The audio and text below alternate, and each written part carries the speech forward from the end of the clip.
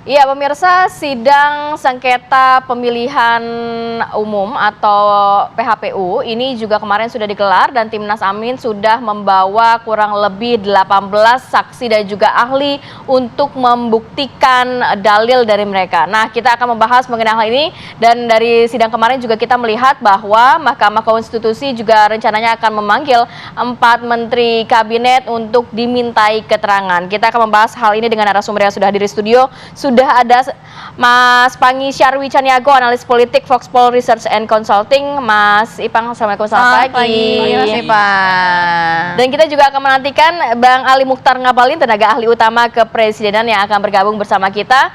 Kita tunggu Bang Ali ya, untuk hadir. Bang Ali masih dalam perjalanan, kita tunggu di studio ya Bang Ali ya. Oke, saya mau ke Mas Ipang. Mas Ipang, ini kan dari hasil sidang kemarin ini juga rencananya akan dipanggil 4 menteri kabinet Pak Jokowi untuk dimintai keterangan terkait bagaimana penyaluran bansos secara lebih detail. Mas Ipang melihatnya apakah ini cukup signifikan nantinya bisa merubah hasil dari sidang PHPU ini, Mas?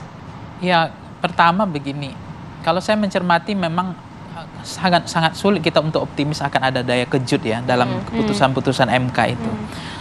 Yang kedua adalah kita melihat masih ada DNA-nya, ya terkesan saya melihat ini adalah panggung ya untuk membuat bahagia sementara saja.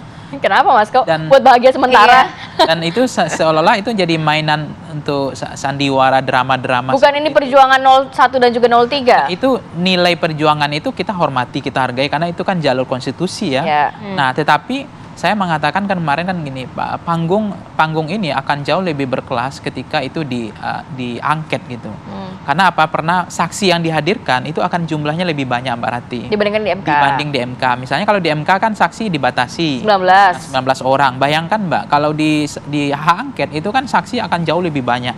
Misalnya pakar IT-nya akan diundang semuanya yang sirekapnya, pakar hukum tata negara diundang sebanyak-banyaknya, kemudian Bawaslu-nya, KPU-nya, menterinya, kemudian pihak-pihak yang terkait dengan penyelenggaraan pemilu itu akan diundang betul-betul orang yang ahli gitu, dan banyak, tidak terbatas. Nah, ini kalau misalnya udah dibatasi, apalagi jumlahnya tidak banyak, tentu penggaliannya tidak dalam gitu. Nah, apalagi Mbak Rati juga tadi kita diskusi awal kan, misalnya ada pertanyaan tadi untuk menteri pun sudah ada desain model pertanyaannya. Ya, gitu. ya, kurang lebih apa yang akan dibahas. Apa yang akan dibahas.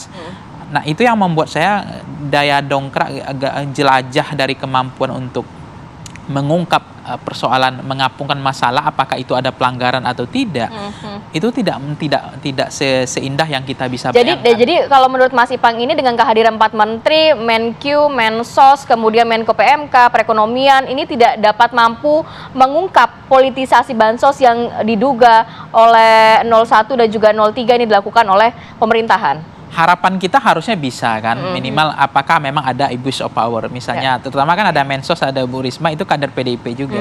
Tapi problemnya apakah semampu itu daya kejutnya, daya dongkraknya untuk mengungkap ini, untuk mengapungkan masalah yang ada itu yang apalagi karena mungkin juga hakim membatasi hanya hakim yang bisa bertanya gitu, 01 dan 03 itu tidak boleh bertanya, itu artinya tidak akan tergali dengan lebih dalam lagi gitu sesuai dengan apa yang menjadi concern dari 01 dan 03 ini. Ya, kalau hakim saja yang boleh bertanya kan kita sudah melihat bahwa ini panggung sandiwara juga pada akhirnya, karena akan tidak terlalu dalam kan. Tetapi itu kan bagian dari hak prerogatif hak hakim juga, mungkin tidak memberikan ruang kepada 01, 03. Tetapi poinnya yang kedua begini, saya masih ingat prinsip dari apa yang disampaikan oleh Montesquieu itu ya kan, dia termasuk bicara the spirit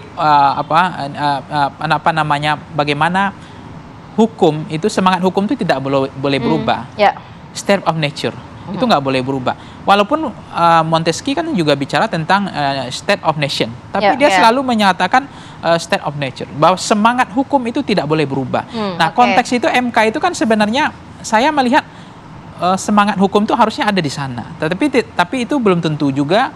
Tapi itu juga kan dua panggung. Panggung pertama untuk membersihkan semua tuduhan yang disampaikan kepada 02 bahwa adanya misalnya pemilu yang diskriminatif, pemilu yang intimidasi, banyak pelanggaran, abuse of power, kemudian banyak tindakan-tindakan nepotisme dan seterusnya. Nah, itu kan panggung yang paling tepat untuk membersihkan ya. Semua tuduhan-tuduhan itu tidak terbukti. Mas Pangi, begini kan ada keterikatan kan, di mana dituduhkan adalah Presiden Joko Widodo memberikan bansos begitu ya, dan berimpact pada Prabowo Gibran. Nah, artinya yang dipanggil juga kan pada saat ini masih menterinya Presiden begitu. Artinya ada keterikatan di situ, kepentingan sendiri juga apa seperti apa? Oke, tahan dulu ya, Mas tahan dulu Pang ya. ya, Mas Ipang ya. Kita juga akan menghadirkan Bang Ali usai jeda. Tetaplah bersama kami.